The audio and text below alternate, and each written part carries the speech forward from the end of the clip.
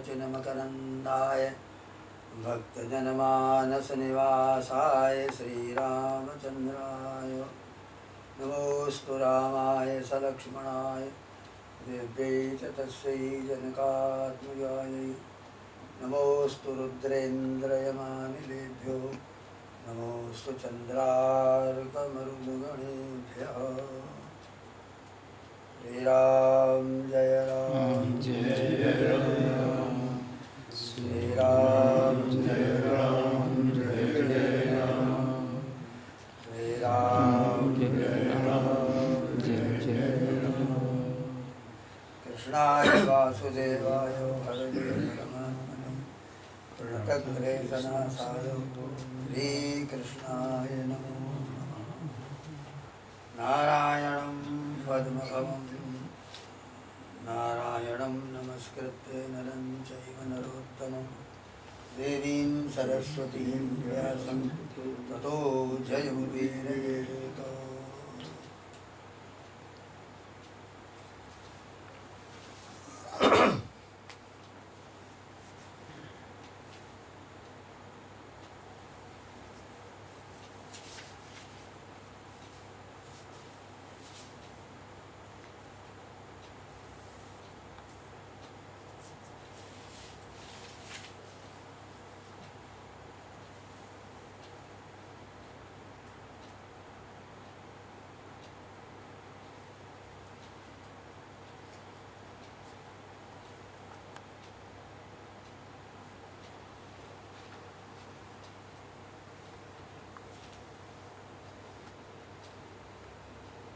रास पंचाध्यायी का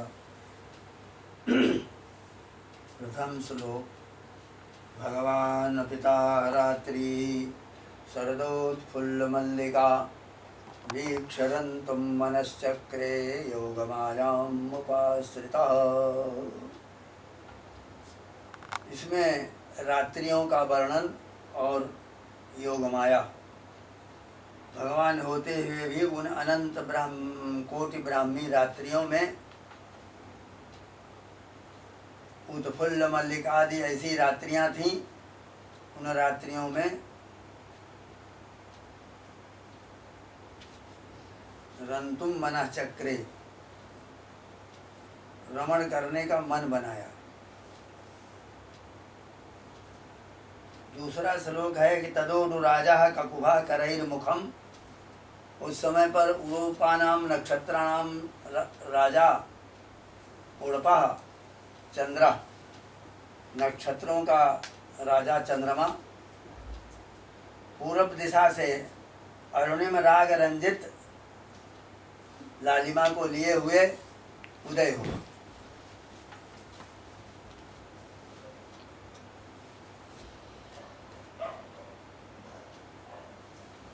वो नक्षत्र और सबों के बीच में रहने वाला चंद्रमा क्या है?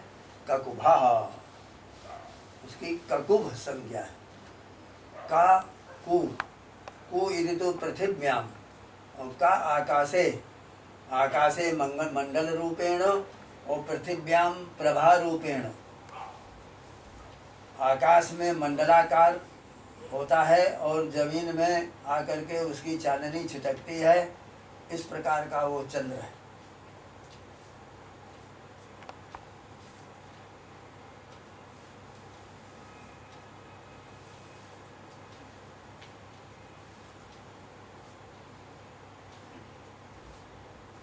यहाँ उसी ककुभ की व्याख्या हो रही है।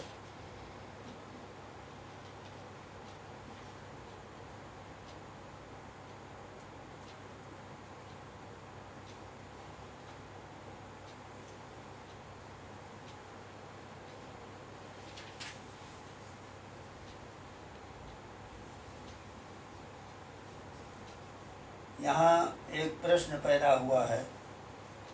ये ककुभा के स्वर्गे कौ पृथिव्याम भातीति ककुभा। स्वर्ग और पृथ्वी में जो भाषित होता है, इससे बसंतोपलक्षित होलिका में होने वाले उत्सव भी सूचित होते हैं। प्रिय भी उसी का विशेषण है, क्योंकि सबके प्रेम का आस्पद होने के कारण वो सबका प्रिय भी है। वो बसंत रूप ककुभ और प्रिय उड़ुराज चंद्र उदित हुआ। क्या करता हुआ उदित हुआ? तदोडुराजः ककुभास्करैर्मुखं प्राच्या विलुम्पन्नरुणेन सन्तमैः सचर्षणीनाम् उदगाच्छुचो वृजन् चरगतिभक्षणशीलानां व्रजांगनानां वृंदारण्यम प्रति अभिसरणशीलानां, जो घर से निकलकर वृंदारण्य की ओर भागती जा रही हैं, उनके हृदय में रहने वाला जो अनंतकालीन विप्रयोग है, वियोग है, उस वियोग रूपी वियोग से उत्पन्न शोक को दूर करते हुए वो चंद्र उदय हुआ।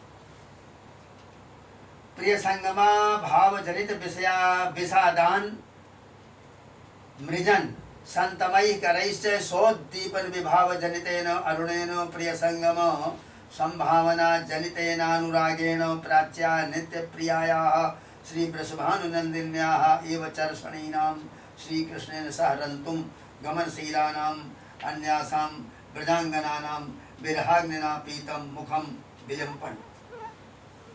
वो प्रिय संगमा भाव के कारण उत्पन्न हुए विषाद को अपनी शांत किरणों से अथवा सुख स्वरूप एवं सुखप्रद किरणों से निवृत्त करते हुए और अपने उद्दीपन विभाव रूपी चंद्रमा से उत्पन्न हुए अरुण यानी प्रियतम के समागम को संभावना से प्रकट करते हुए अनुराग के द्वारा प्राची नित्य प्रिया वृषभानुसुता के समान सब चरषणीगण भगवान श्री कृष्ण के साथ रमण करने के लिए अभिसरण करने वाली समस्त गोपांगनाओं के विरहाग्नि जनित पीड़ा से पीले हुए मुखों का लेपन करते हुए उदित हुआ। प्राच्या मुखम अरुणेन विलिम्पन।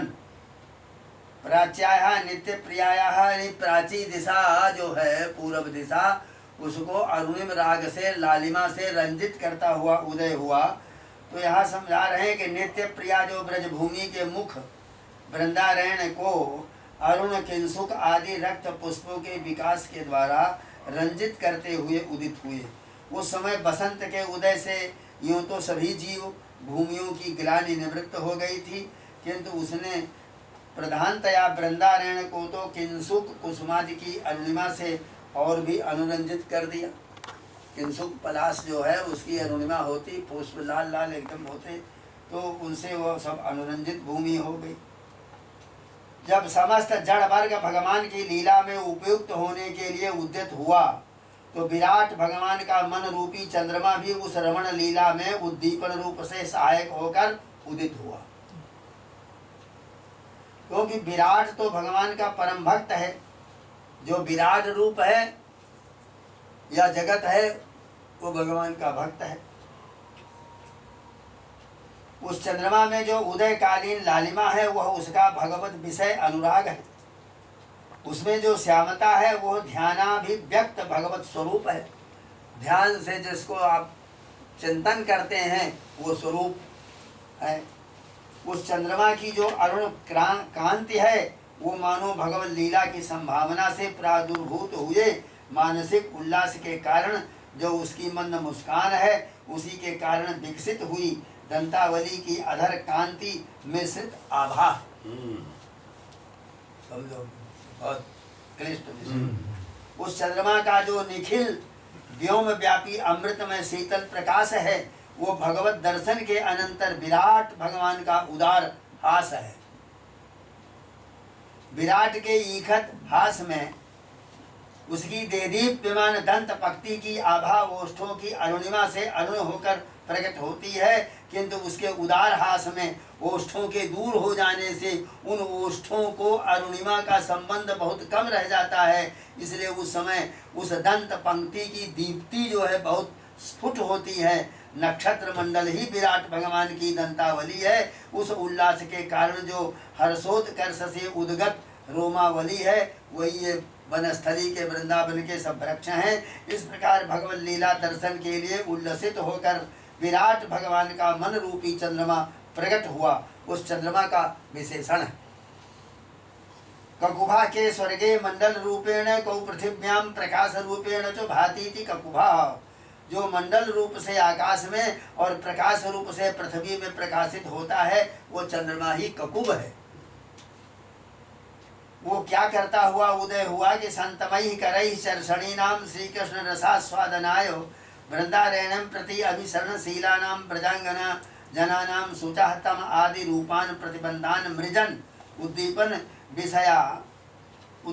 विधया व लोककुल मर्यादा रूपान प्रतिबंधान मृजन उद्गार।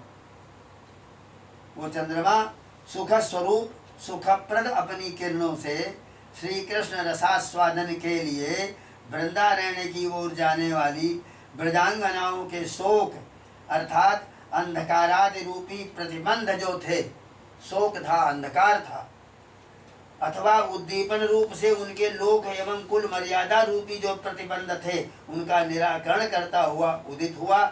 इसके सिवा अपनी नित्य प्रिया वृषभानु दुलारी के समान अन्य गोपांगनाओं के भी विरह ताप संतप्त पीले मुखों को प्रियतम के संगम की संभावना से होने वाले अनुराग रूपी उदयकालीन अरुणिमा से अनुरंजित करता हुआ उदित हुआ। भगवान की परमाह्लादिनी शक्ति रूपा श्री राधिका जी तो नित्य ही भगवत संग श्रेष्ठा हैं, हर समय भगवान से ही मिली हुई हैं, अतः उन्हें ये वियोग जनित ताप नहीं है और इसी से उनके मुख में पीतता भी नहीं है, प्रत्युत नित्य ही दीप्ति युक्त अरुणिमा है। किंतु अन्य प्रजांगनाओं को ये सौभाग्य उपासना के पश्चात प्राप्त होता है, अतः उपासना की परिपक्वता से पूर्व, जबकि पूर्व राग का भी प्रादुर्भाव नहीं होता, वे भगवत विरह से व्यथित रहती हैं और उनका समस्त अंग पीला पड़ जाता है। इस समय इस चंद्रमा ने उदित होकर प्रियतम के समागम का संदेश सुना करके उस प्रीतिमा को अरुणिमा में परिणत कर दिया। परम प्रेमास्मत परमानंद कंद श्री कृष्णचंद्र के तादात्म्य प्राप्ति के लिए भला कौन उत्सुक न होगा, परंतु अधिकांश उपासक तो उपासना का परिपाक होने के अनंतर ही उन्हें प्राप्त कर पाते हैं, किंतु राधिका जी का भगवान के साथ शाश्वत संप्रयोग है, मिलन है। जिस प्रकार सुधा समुद्र में मधुरिमा नित्य निरंतर और सर्वत्र है, उसी प्रकार भगवान श्री कृष्ण में उनकी आह्लादनी शक्ति वृषभानुनंदिनी है, अतः श्री कृष्ण और राधिका जी का नित्य संयोग बना रहता है, उसमें कोई भेद नहीं। उनके सिवा और किसी को यह सौभाग्य प्राप्त नहीं है। यद्यपि तत्वतः तो भगवान सदघन चिदघन आनंद घन ही है, अतः उनमें अन्य वस्तु के संयोग का अवकाश तभी हो सकता है जब वो भगवत रूप हो। विजातीय वस्तु का उनके साथ कभी योग नहीं हो सकता, और वस्तुतः विजातीय कोई वस्तु है भी नहीं। विचारवानों ने तो जीव को भगवत स्वरूप ही कहा है। गोसाई जी कह रहे हैं, ईश्वर अंश जीव विनाशी चेतन अमल सहज सुख राशि। जीव में तो सुख सुखित्व दुखित्व प्रतीत होते हैं, वे यदि स्वाभाविक होते तो उनसे भगवत संप्रयोग की योग्यता ही नहीं हो सकती, अतः उसके ये धर्म आरोपित है। आरोप की निवृत्ति होते ही जीव का भी भगवान से तादात्म्य हो जाता है। इसी प्रकार वृषभानु सुता तो भगवान से नित्य संश्लिष्टा है, किंतु इतर ब्रज बालाओं का उनसे कल्पित भेद है। उस भेद की निवृत्ति होते ही उसका भी भगवान से अभेद ही हो जाएगा। माया मोहित जीव प्रायः भगवान की ओर प्रवृत्त नहीं होता। माया मोहित जीव भगवान की ओर प्रवृत्त नहीं होता, इसी से वो बाह्य प्रपंच में आसक्त रहता है। जिस समय किसी महान पूर्व पुण्य के प्रभाव से उसकी प्रवृत्ति भगवान की ओर होती है, उस समय वो बाहरी प्रपंच से विरत हो जाता है। धीरे धीरे उसे भगवत तत्व ही पर प्रेमास्पद प्रतीत होने लगता है। फिर उसे भगवान का एक क्षण का वियोग भी असह्य हो जाता है। इस प्रकार के विरहानल से संतप्त होकर उसका अंतःकरण सर्वथा शुद्ध हो जाता है। जिन दोषों के कारण वो अपने प्रीतम की अपेक्षा का भाजन बना हुआ था, ये सर्वथा निवृत्त हो जाते हैं। इस विरहावस्था में उसका मुख पीला पड़ जाता है। भक्त शिरोमणि श्री भरत जी की इसी अवस्था का वर्णन करते हुए गोस्वामी जी कहते हैं बैठे देखी कुशासन जटा मुकुट कृषगात राम राम रघुपति जपतो स्रवत नयन जल जात। इस प्रकार प्रियतम के विप्रयोग में और प्रियतम के प्रेमास्पदत्व को अनुभूति हो जाती है। जब तक प्रेमास्पद रूप से अनुभूति नहीं होती तभी तक प्रमाद रहता है। उसमें प्रेमास्पदत्व की अनुभूति होने पर उसके बिना एक पल के लिए भी चैन नहीं पड़ती, फिर तो उसकी वियोगाग्नि में झुलस करके शरीर दुर्बल हो जाता है। इसी प्रकार गोपांगनाओं के मुख भी भगवत विप्रयोग में पीले पड़ गए थे, भगवान के विरह में पीले थे। अतः आज जो चंद्रमा उदित हुए हैं वे एक विलक्षण चंद्र हैं। आज इनके उदय से उद्दीपन विषया जो भगवान के संगम की संभावना से एक उत्साह विशेष होता है, उसमें उनकी वो पीतिमा अरुणिमा में परिणत हो जाएगी। जब कुछ प्रतीक्षा के बाद विलंब में प्रेमी का दर्शन होता है तब कुछ विलक्षण ही रस आता है। अतएव उडराज को दीर्घ दर्शन भी कहा गया है। तदोडुराजः ककुभाकरैर्मुखम् प्राच्या विलुम्पन्नरुणेन सन्तमैः सचर्षणीनाम् उदगाच्छुचो मृजन् प्रियः प्रियाया इव दीर्घदर्शनः। दीर्घ काल में दर्शन हुआ जिसका उसे वो दीर्घ दर्शन है। इधर कृष्ण का भी बहुत प्रतीक्षा के बाद विलंब में ही दर्शन होता है, वो भी दीर्घ दर्शन है। अथवा अनुराग जन्य विह्वलता से दीर्घ काल तक प्रिया का मुख दर्शन करने वाले श्री कृष्ण दीर्घ दर्शन है।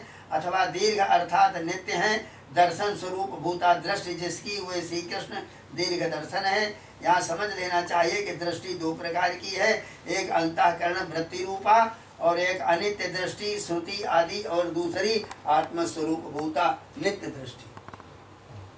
एक अंतःकरण वृत्ति है और एक आत्मस्वरूप भूत है। उसी नित्य दृष्टि को ही स्वप्न की दृष्टि श्रुति मति विज्ञाति कहा जाता है। सा दृष्टिर यथा स्वप्ने पश्यति। यहाँ संदेह है कि यदि स्वप्न की दृष्टि श्रुति मति विज्ञाति आदि आत्मस्वरूपा होने के कारण नित्य हैं और नित्य होने से उनका नाश नहीं हो सकता और नाश न होने से संस्कार नहीं बन सकता, और क्योंकि संस्कार ज्ञानादि का नाश होने पर ही उत्पन्न होता है। जिस प्रकार घट ज्ञान का नाश होने पर ही घट संस्कार की उत्पत्ति होती है, इसी से ज्ञान काल में स्मृति नहीं हुआ करती। अतः यदि स्वप्न की दृष्टि श्रुति आदि नित्य है तो उनकी स्मृति नहीं होनी चाहिए, परंतु स्मृति होती ही है। इसका क्या समाधान है? इसका उत्तर है कि स्वप्न के समय दृष्टि श्रुति आदि तो आत्मस्वरूप ही है, तथापि उनके विषयों का नाश तो होता ही है। उनके नाश से ही संस्कार बनता है, इसी से उनके ज्ञान का भी नाश कहा जा सकता है। यहाँ विलक्षणता यही है कि नित्य होने पर भी उसका नाश कहा जा सकता है। इसमें कारण यही है कि विशेष के नित्य बने रहने पर भी विशेषण के नाशवान होने के कारण विशिष्ट के नाश का व्यवहार होता है। जैसे आकाश के बने रहने पर भी घट रूपी विशेषण का नाश होने पर घटाकाश का नाश कहा जाता है। विशिष्ट पदार्थ का अभाव तीन प्रकार का है, विशेषणाभाव प्रयुक्त और विशिष्टाभाव और विशेष्याभाव।